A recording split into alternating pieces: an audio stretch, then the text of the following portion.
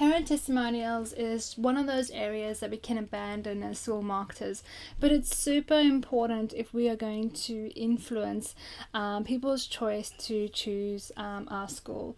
So testimonials are so important, one, because it has a huge impact on choice before the family is even looking.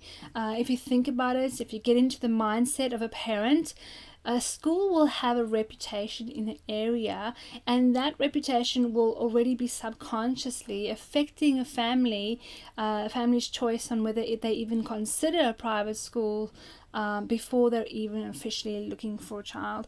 I know when I had my children, then I already had in my mind categorized, before I'd done any official shopping, I'd already categorized my options in my head, because of indirect feedback and things I'd heard from schools and kind of had mentally made a note of. So think about how that influences people's choice. And even if they book a school tour with your school, you may be missing out on a huge portion of families that aren't even booking a school tour with you because they have these preconceived ideas about your schools.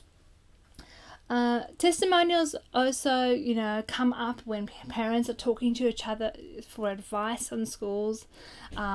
They give a form of social proof for people's decision making, and because schools are such an emotive choice, testimonials are a really great tool to get people across the line. Another area though is that enrolled families that have already put in the application for 2022, 2023, 2024 are going to look for evidence if they've made the right choice. And so they'll be keeping an eye on your testimonials even though they've put the application in. And just remember that it's never too late for them to change the school. So testimonials are super important consistently throughout the journey with families. Okay, so now that we know that testimonials are so important, how do we collect them? Well, the number one way is to train staff to ask for a written review or testimonial or Google review when they receive good feedback. So if a parent comes to them and says, "Oh, thank you for the way you looked after little Johnny today," just train them to subtly say, "Oh, thank you. We really appreciate that feedback, and I'll send you the Google link. If you could give us a Google review, that would actually really help us. We want other families to know about how great we are." The next great way to get testimonials is at highlight events such as awards evenings or graduation ceremonies. These key reflection points are such a good opportunity for you to get parent testimonials and feedback. Ask them at the highlight when they're looking at, "Oh, my son's just graduated and look at the fantastic man that he's become." That's a great time to be asking for testimonials via video or written testimonials and things like that. Of course, we're going to have to do the hard work and just have an intentional strategy about collecting testimonials and doing testimonial videos. So we'll need to just write down a list or brainstorm with your colleagues about which families do you think would be great at doing a testimonial video for us, or emailing our parents, "Hey, do you mind to give us 2 lines about what you think about our school and a photo of your family?" We'd love to use that on our website.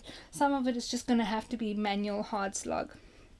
So when you're putting together testimonial videos, don't forget to ask students for their opinion. I see so many schools have parent testimonials, but don't forget, especially for the high schools, you have the students assessing your school as well, and a video from their peers will go a long way to get them across the line. We love to collect Google reviews for our clients and help our clients really build their Google Maps profile. It's such an important influencing factor. And in fact, we've had schools where we visit there, we Google the name, and the first thing we see is a negative review, and that's not great. So always keep an eye on your Google Maps profile and send out the link directly. There's a way to send a link directly for them to just give your review on Google Maps. That is one of the most important ways to build your search visibility and your testimonials and your search visibility. And don't forget the Facebook reviews and recommendations tab on your page, although to us that's less important and less visible with the way Facebook has that set up at the moment. Okay, so now that you have a great arsenal of testimonials, where should you be using them? Well, you definitely on your website, on the homepage of your website, visible. I love to have a written testimonial along with a photo of the family. It just makes it feel more authentic. I like to have a nice, homely, welcoming font for it, and just to make it a bit of a highlight in the design of your website. It'll give a totally different feel to your school's website. Testimonial videos are great. Using testimonials in your email automations, especially to inquiries or to families that are starting soon, is a great addition to your email campaigns. And then also local directories. Don't forget to tag a mum in. If there's someone saying, hey, what do you think about the local schools in the area? Tag a mum into the conversation so that they can give a review for your school in those directories. Often those opinion directories stay up for years to come, and any comments that are put into those questions stay there for many years and have a big impact on people visiting your school. So the number one objection I get when it comes to testimonials is some schools feel like it's just too risky. There's too much risk of getting a negative review or a fake review, and so they just switch their reviews off and don't give it too much focus. But I say balance is key. If you have 100 great reviews about your school, great feedback, parents giving their honest opinion, and one parent that's complaining about the child's, tuck shop they got that day or something like that, then trust the audience to judge for themselves.